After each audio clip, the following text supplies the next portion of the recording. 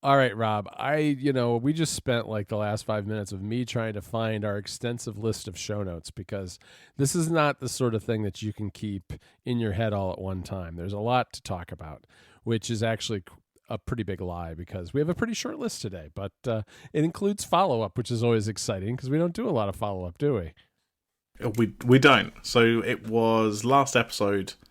We started talking about music and music libraries, and I opened the new music app in Catalina, and we were kind of talking. Oh, I should probably just, I said, oh, I'll just let go of some of this music. So after I'd edited the show last episode, I sat down and I checked. I had about 10,000 songs. I'm now down to 2,000 because I just deleted everything. Wow. Basically, the only stuff I've kept now is basically things that I've bought from, places like Bandcamp, and obviously there's some iTunes stuff in there as well, but it's mostly stuff that either isn't on Spotify or I just think, oh, it's just worth keeping that anyway, because I like to sync some tracks to Apple Music on my phone, just so I've got some offline stuff. Sure.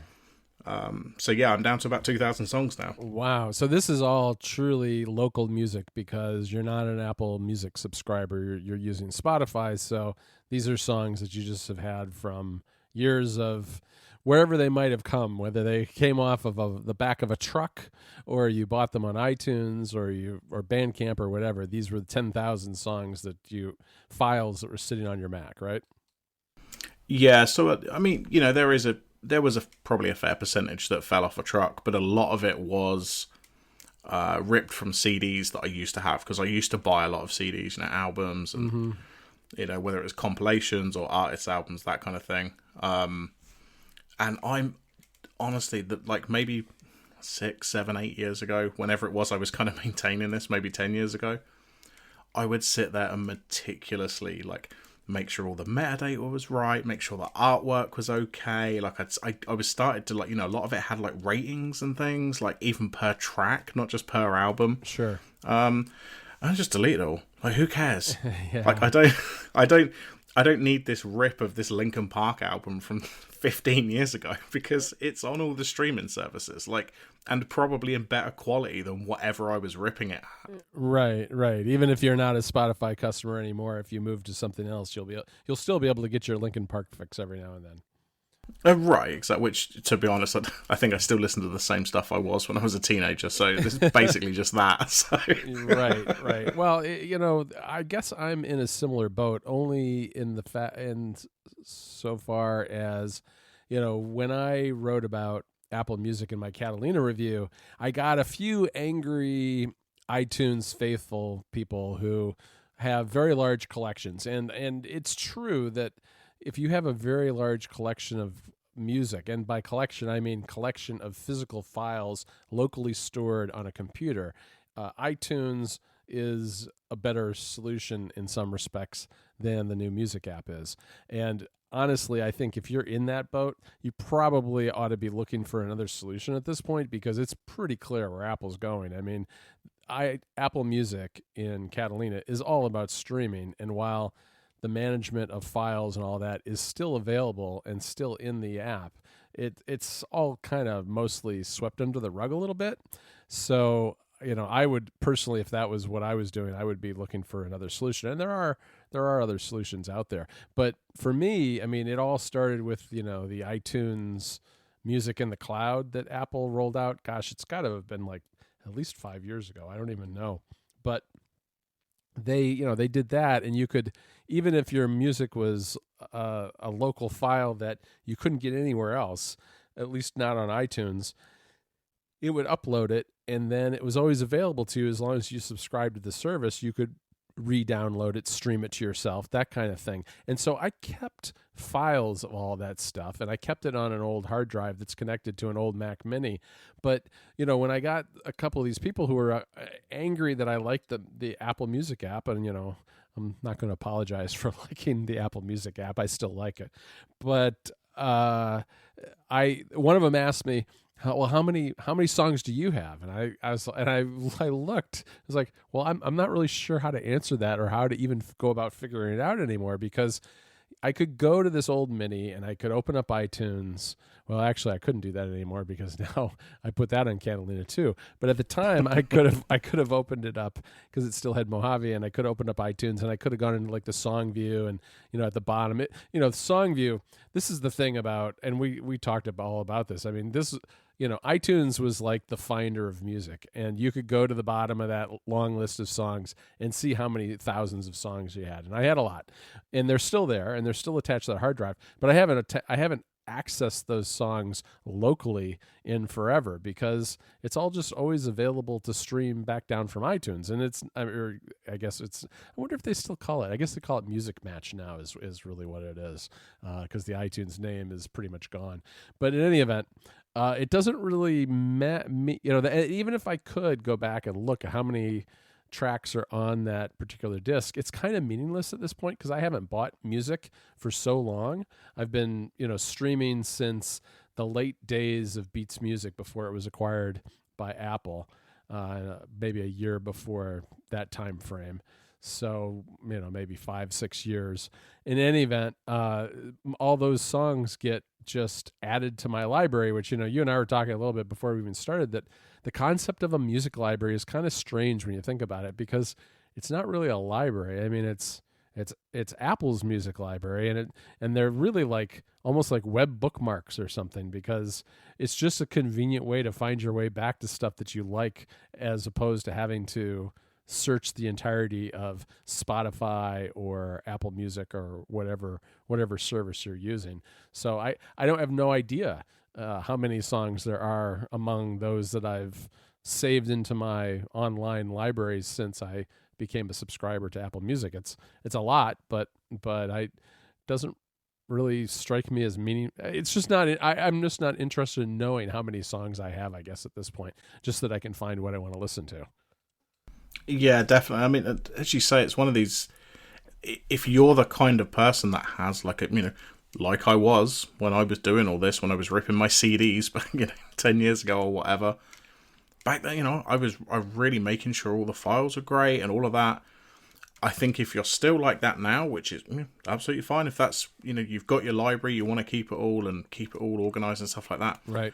I'm not convinced iTunes is going to be the way to go, or I guess the music app now. No, It still kind of works now in Catalina. Like, it's still absolutely fine for the songs that I've got, but next year, maybe the year after, I'd be surprised if it even has. It's certainly not going to get any more features for handling local music. If anything, those features are going to start disappearing. So, I mean, it kind of does leave the market open for somebody else to come along. It really and build does. a decent music app. I mean, there used to be loads of these. Winamp is a good example of something that right. Was huge back then, when everyone was downloading music from all the places where it fell off a truck. So maybe somebody else will come along with something. Maybe there already is, and I'm just not aware of it. But yeah, I think it's really at the point where you've just kind of got to let it go or find another solution. Yeah, there are solutions. I really should go through and figure out which are the best and maybe write about them. But to me, I wrote about this a little bit in the Club Mac Stories Weekly newsletter 2 or 3 weeks ago. It's like a different approach to music, and one doesn't exclude the other, and one's not better than the other. They're just different.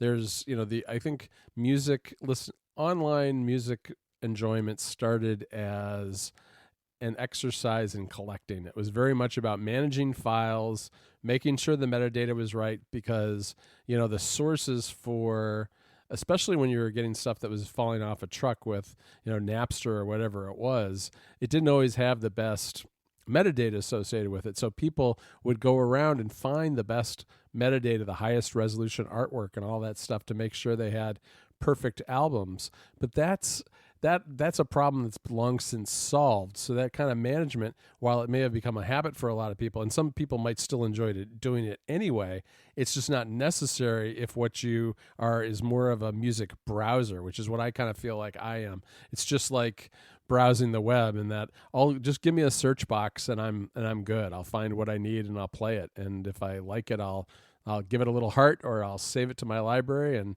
that's about all the management that I really want to deal with when it comes to music. Yeah, it was funny when I was sort of deleting all these files, because as I must have, hours and hours of my life I would have spent organizing files, doing artwork and stuff like that. So it was fairly obvious to me when I was using the new music app and I was in the album cover view. You've got a grid of all the album covers. Right. You can't select two of them. Like, I can't click one and then click, another one while holding shift or holding control or command. Because of the way it works now, as soon as you click an album, it opens it up.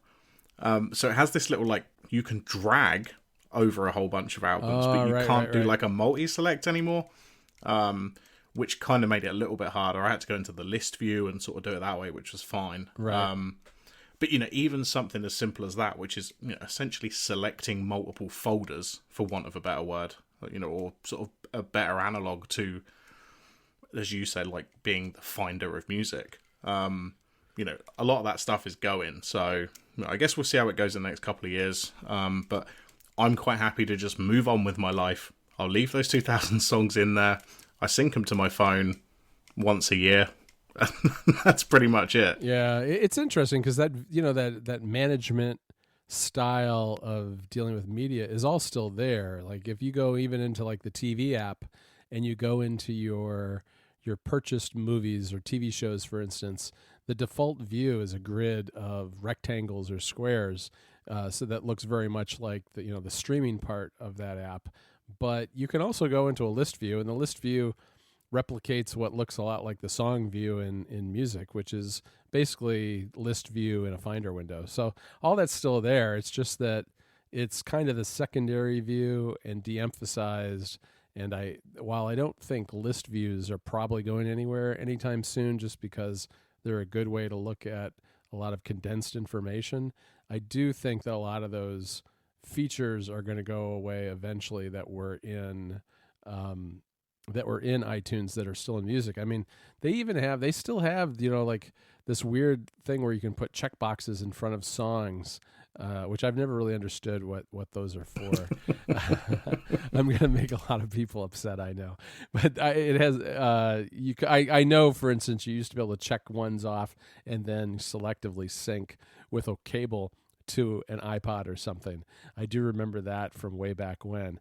And individual song ratings, there is still this distinction between giving a song a heart in music and giving it a 1 out of 5 stars, which is just another relic of iTunes, which to me is just confusing and doesn't need to be there. But I'm sure that if you've gone through and meticulously starred, tens of thousands of songs, the idea of that going away is pretty bad, and that's why it's still there. It's just a long tail legacy of the iTunes days.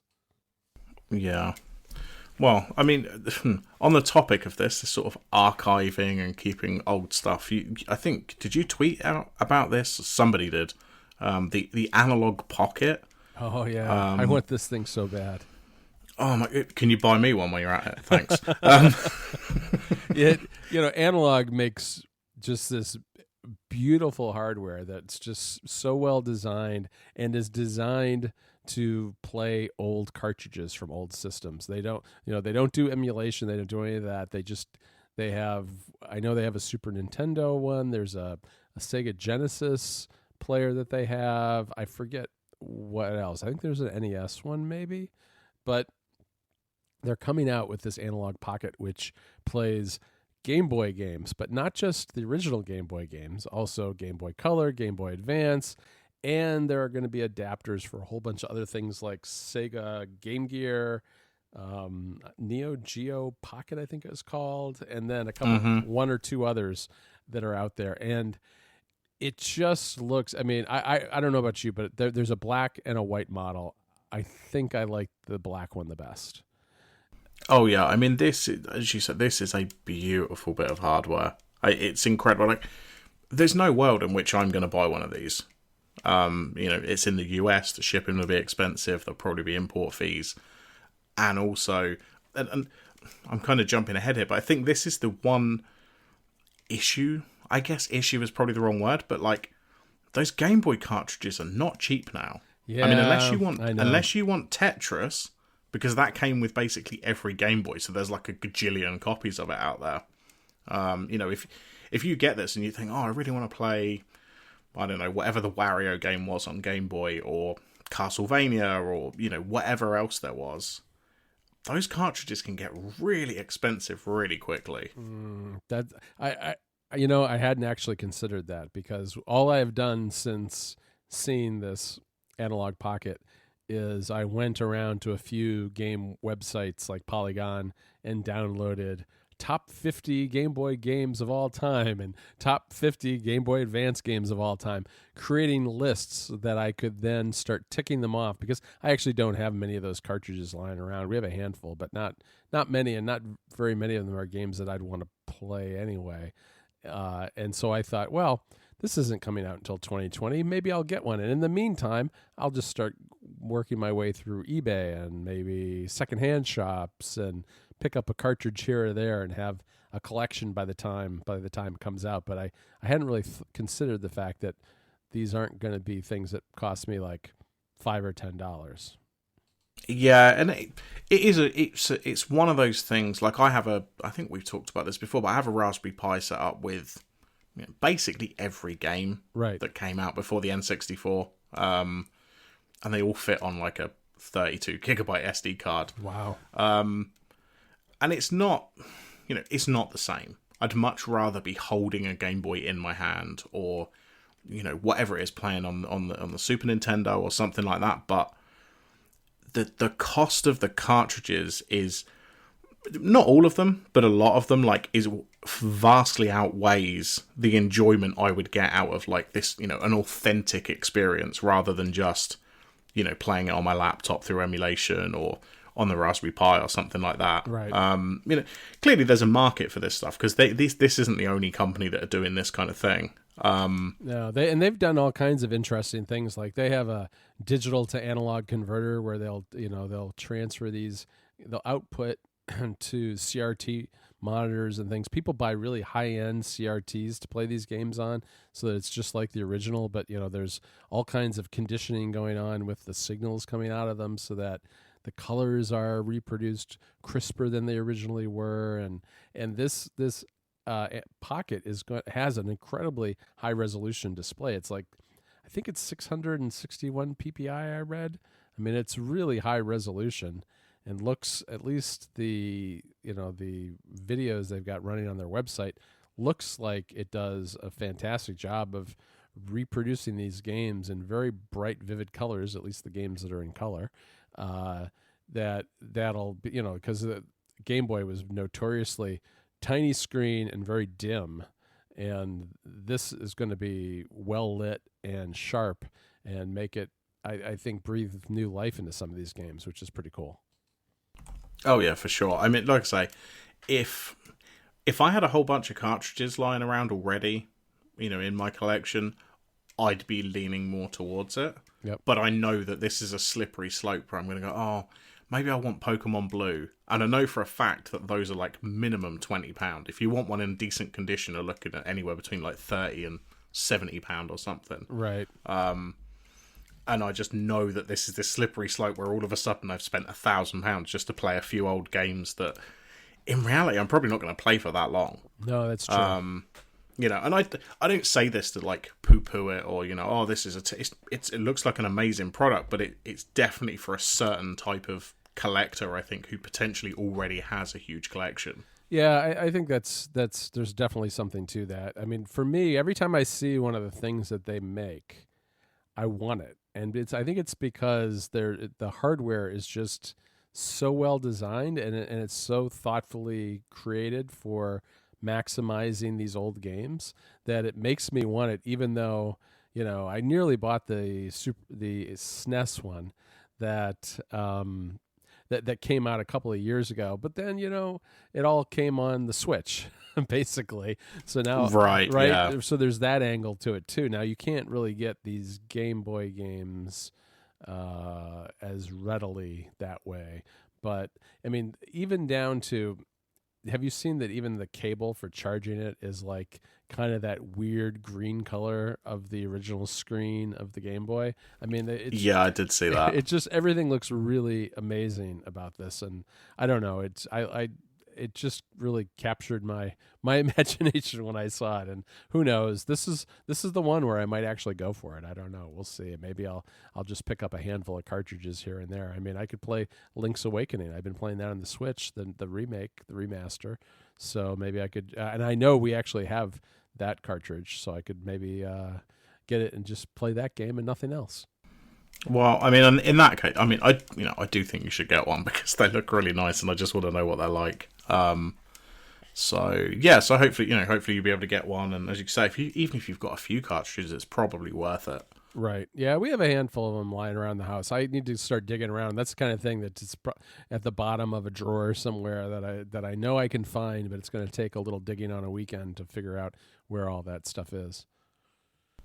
So, you said you've been playing a game called Bad North. I hadn't heard about this until you mentioned it before we started recording. Yeah, it's not a new game. It's been out for a while, and actually, it was on the Mac before it was on iOS.